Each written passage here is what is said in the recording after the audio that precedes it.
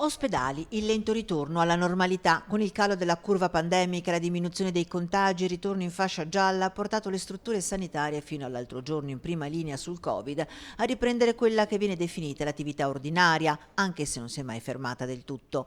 Così, come previsto dalla Regione Veneto, l'Uslotto ha disposto da giorni il ritorno dei reparti al loro normale dimensionamento. Alcune unità operative ritornano nella loro sede, per esempio la chirurgia senologica da Arzignano ritorna nella sua sede di Montecchio, riparte per esempio anche la cardiologia ad indirizzo riabilitativo all'Onigo e qui a Vicenza una serie di attività, per esempio l'ortopedia riprende una sezione che era stata trasformata in sezione Covid e invece appunto viene ridata all'attività chirurgica. Attività chirurgica che dalle prossime ore viene potenziata ulteriormente con una seduta operatoria in più anche all'ospedale San Bortolo per smaltire i pazienti in attesa ed in particolare nel reparto di ortopedia, quello che oggi è maggiormente in sofferenza.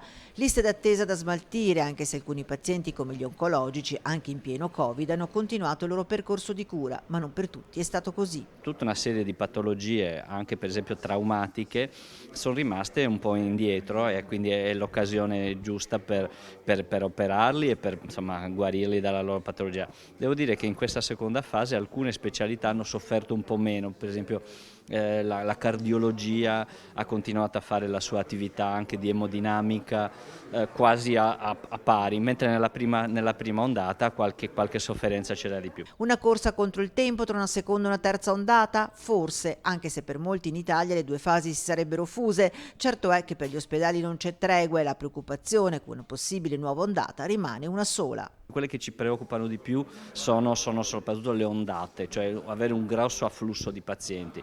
Se continuano ad arrivare in una maniera regolare così riusciamo a gestirli.